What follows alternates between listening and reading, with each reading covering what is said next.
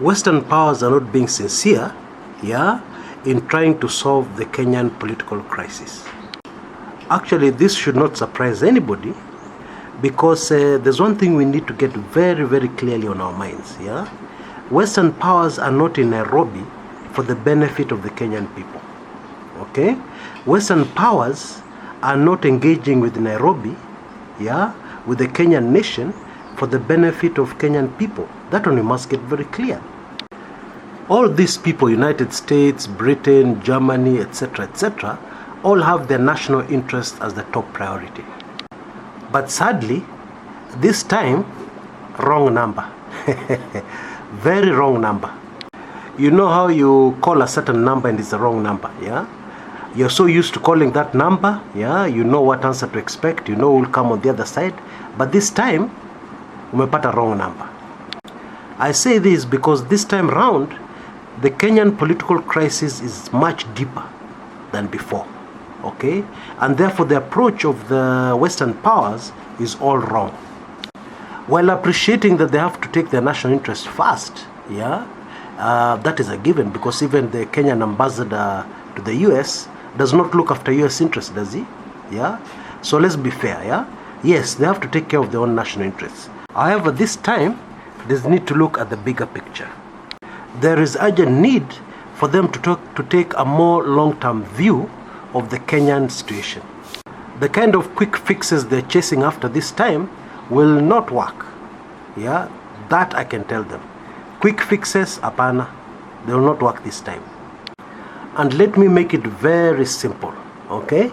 Now it is in the best interests, it's in the best national interests of Britain, Germany, UK, etc., that there's electoral justice in Kenya. Why?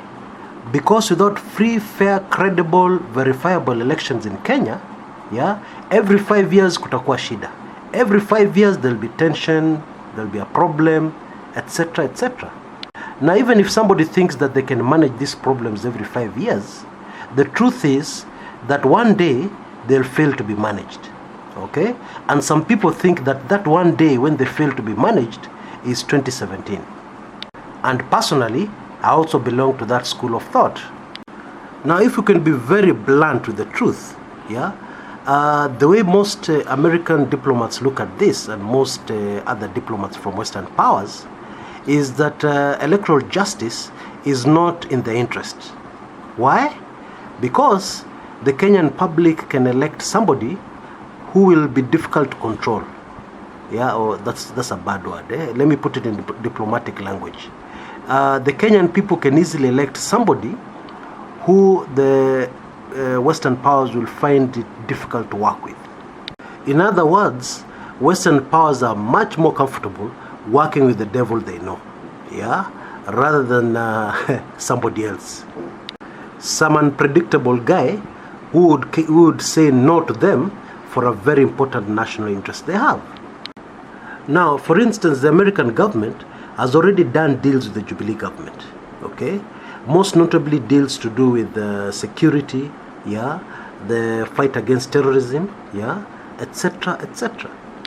Now, we know as a fact that the opposition presidential candidate Raila Odinga, is against keeping Kenyan troops in Somalia.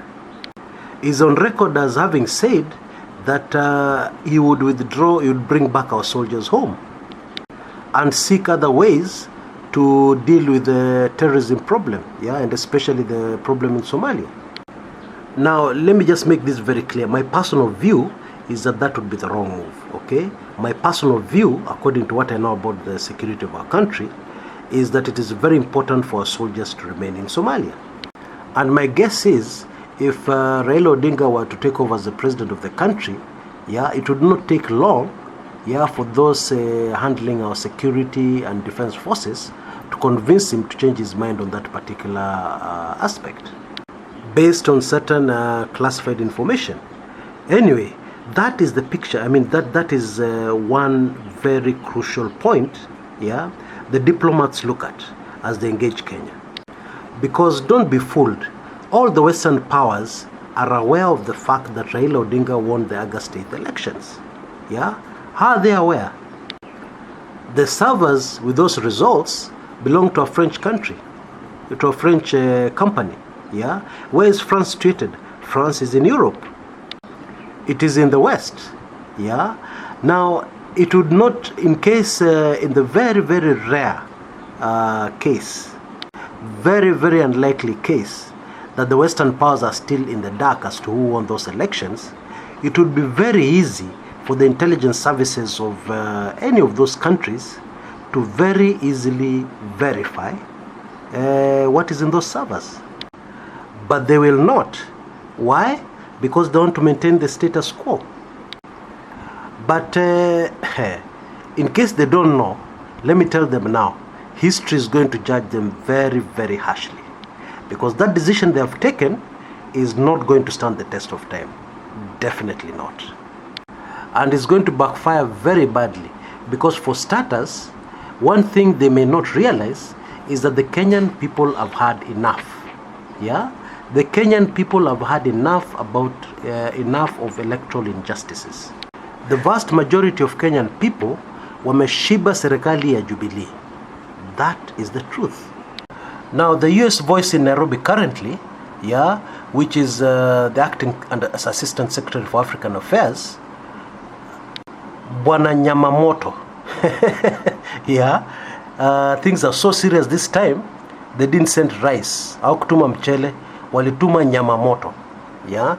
Anyway, the acting Assistant Secretary for African Affairs, Mr. Donald Yamamoto, okay, says that he's very confident that he'll be able to bring both President Uhuru Kenyatta and Raila Odinga to the negotiation table. And I don't doubt that. I don't doubt him. I don't doubt the power of the US to force somebody into the negotiation table, even if they don't want. I mean, this has happened many times before. It happened in 2007. Mwai Kibaki and his PNU were not interested in negotiations, but they were forced, yeah, into the negotiation table by the US. Yeah, the truth is the superpower can also be a bully. Yeah, when push comes to shove, they can also bully. Yeah. But the huge problem here, what the Western powers don't see, is if they bring these two people to the negotiation table without taking into consideration the will of the vast majority of Kenyans, then whatever they agree on may not work. The best way of making this thing work is for the Western powers to cling very closely to justice. Yeah?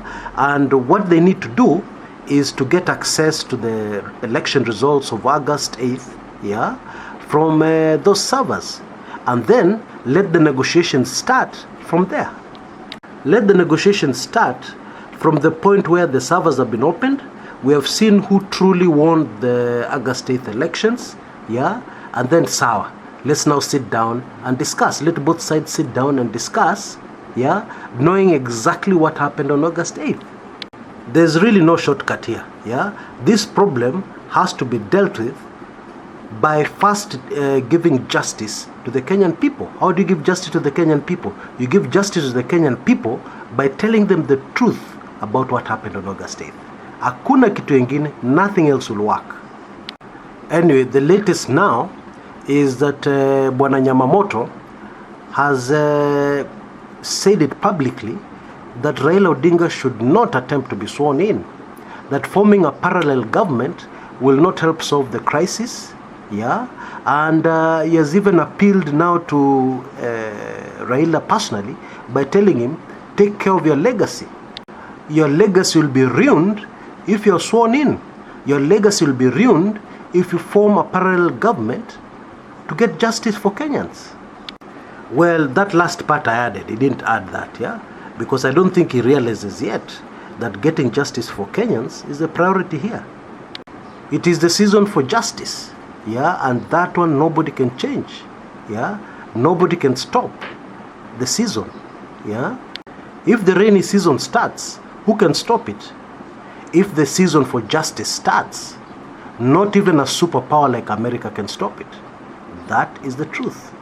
Now in the next episode, we're going to try and see what could possibly happen. Yeah, how these negotiations will end up. Yes, the portals they're bound to face. Yes, we're just going to try and take a peek into the future. Yeah, what could possibly happen? Yeah, with these diplomats on one side, yeah, they're hurtling forward in a direction which they're very determined about. Yes, and they're not taking into account what is actually happening on the ground. Yeah, so you better not miss that one. The usual drill, you know, I'm sure. Click on your link on the top left hand corner and you'll be on to the next episode. This is Chris Kumekucha.